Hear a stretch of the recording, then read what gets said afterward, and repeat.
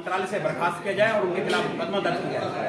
और साथ साथ अगर वो इस तरह नहीं करते हैं, वो इनको बर्खास्त नहीं करते हैं, तो मैंने ये कहा है कि दशहरे तक ये भ्रष्टाचारी रूपी रावण को बर्खास्त के रूप में समाप्त नहीं करते हैं, तो मैं दशहरे के बाद उनके ऋषिकेश आवास के बाहर आमरण अनशन करूंगा जब तक उनको मंत्रालय से बर्खास्त नहीं किया जाएगा। मैं इस भ्रष्टाचार की लड़ाई में और हम कांग्रेस के लोग, हम सब कांग्रेस के लोग इस भ्रष्टाचार की लड़ाई में अग्रणी रहेंगे, लड़ाई लड़ेंगे। और उन युवाओं को जो 8,000 युवाओं ने परीक्षा दी है, पैसे खर्च करके परीक्षा दी है, उनके हक की लड़ाई को लड़ने का काम करेंगे। युवाओं से अपील की आपने पैसे लौटाने को लेकर संपर्क करें, तो क्या है? मैंने और हमारी कांग्रेस पार्टी ने, हम चाहे वो देहरादून के हों, चाहे हरिद्वार के हों, चाहे ऋषिकेश के, वो युवा, जैसी चर्चाएं हैं कि कई युवाओं ने मोटी रकम देकर भर्तियां हासिल की थी, लेकिन अब वो भर्तियां खत्म हो गई है। और अगर उनका पैसा भर्ती करने वाले नहीं लौटा रहे हैं, तो वो बेधड़क होकर हम सबसे संपर्क कर सकते हैं, कांग्रेस पार्टी से संपर्क कर सकते हैं और आके बोलें, खुल के बोलें, हम आपके साथ खड़े रहेंगे, आपकी उस लड़ाई को भी लड़ने का काम करेंगे। क्योंकि आपने गलत काम किया था, इसलिए आपकी नौकरी चली गई, लेकिन अब आप एक सही काम जरूर कर दीजिए कि जो पैसा ले रहा था, पैसे के बदले भर्ती ले रहा था, उसका नाम उजागर करके उसको सजा दिलाने का काम करें।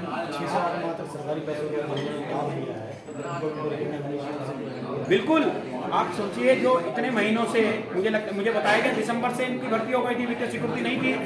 वित्तीय स्वीकृति भी आप सोचिए, विधानसभा की भर्ती भी विधानसभा अध्यक्ष रहते प्रेमचंद जी ने की, उसके बाद संसदीय कार्य मंत्री बने, उन्होंने अग्रिम उसको आगे किया, और फिर वित्त मंत्री थे, सेम डे उसी दिन उसकी वित्तीय स्वीकृति भी दी। और जो ये पैसा आप हम सबके कर का पैसा, हम सब जो टैक्स देते हैं, उसका पैसा तनख्वाह के रूप में दिया गया, उसकी वसूली कैसे होगी? सरकार लगाने वाले से करेगी या वो जो लगा था नौकरी पे उससे करेगी? ये सरकार तय करे, उसकी वसूली होनी चाहिए। हाँ भाई, देखिए, अब मुझे लगता है, अब खंडूरी जी ने ये कहा है, ऋतु खंडूरी जी ने ये कहा कि जो 2016 से पहले की कुछ भर्ती उसके हम विधिक राय लेंगे। आपको इतनी जल्दी जो आपने रिपोर्ट दी, उसमें भी कुछ ना कुछ विधिक राय दी होगी आपकी समिति ने। 2016 से पूर्व मुझे लगता है आदरणीय बीसी खंडूरी जी के जो सलाहकार रहे, उनकी बेटी ऐसी भर्ती हुई है, उनका भी नाम आ रहा है, और महेंद्र प्रसाद भट्ट जी के भाई भी हैं, अजय भट्ट जी के भी साले हैं। तो मुझे लगता है अगर वो सही हैं तो सही दे दीजिए, अगर वो सही भर्ती हुए, नियमानुसार हुआ, तो लिख दीजिए कि सब नियमानुसार है, कह दीजिए अपने उससे। लेकिन अगर नहीं है तो उनको भी छुट्टी करके घर भेज दिया जाए, और इतने जो समय तक उन्होंने तनख्वाह ली है, जो सरकारी तनख्वाह ली है, उस सरकारी तनख्वाह की रिकवरी की जाए। मंत्री जी की लड़की के फाइल भी चलने की बात आ रही है, मंत्री जी की लड़की कोई फाइल चल रही है। हाँ, उसमें क्या है? देखिए, मंत्री जी की एक सुपुत्री है जो कि कल ही उन्हीं, देखिए मैं बताऊं, हमको हमारे जो सोर्सेज हैं कोई दूसरी पार्टी के नहीं है, हमारे जो सोर्सेज हैं इन्हीं की पार्टी के लोग हैं, इन्हीं के साथ बैठते हैं, इन्हीं के बारे में बताते हैं। अब उनकी लड़की के बारे में मुझको क्या पता चलना था? उन्हीं के फैक्ट्री के उनके साथ रहने वाला, 24 घंटे रहने वाले लोग, उन्होंने कहा मंत्री जी की बेटी राज्य कर अधिकारी है, अब उसकी फाइल डेपुटेशन के लिए शहरी विकास विभाग के लिए चलाई जा रही है। ऋषिकेश के लिए भी होगी, इसलिए आप कहीं भी शहरी विकास विभाग के लिए चलाई जा रही है। तो ये भी सोचिए कि मेरा बेटा, मेरा भांजा, मेरा भतीजा, मेरी बेटी, मेरा दामाद, ये क्या चल रहा है? भाई भतीजावाद खत्म करने की बात आप कांग्रेस पे आरोप लगाते हैं, लेकिन यहाँ तो पूरी प्रदेश में भाई भतीजावाद ही चल रहा है। मोदी जी, संज्ञान लीजिए इन भाई भतीजावाद की तरह, जैसे आप अकेले हैं ऐसे इनको भी थोड़ा कहिए, अकेले के लिए काम करते रहे।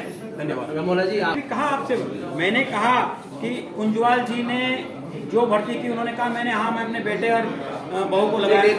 सुनिए, हाँ बिल्कुल गलत। अगर सजवान जी के रिश्तेदार लगे, सजवान जी के रिश्तेदार, उसकी भी जांच होनी चाहिए। मैं तो कह रहा हूँ 2002 की जांच कर, मैं तो आपने कहा कि 2002 तक की जांच की जाए, जो गलत हुए हैं उनको हटाओ, चाहे वो किसी मंत्री का हो, कांग्रेस का हो, बीजेपी का हो। और देखिए, बड़प्पन है कुंजवाल जी, मैं कह रहा हूँ कुंजवाल जी ने भी गलत किया, उनके खिलाफ भी कार्रवाई करें। लेकिन कुंजवाल जी का बड़प्पन है कि उन्होंने गलती को माना, उन्होंने कहा पब्लिक ने मुझे सजा दी, मैंने गलत किया।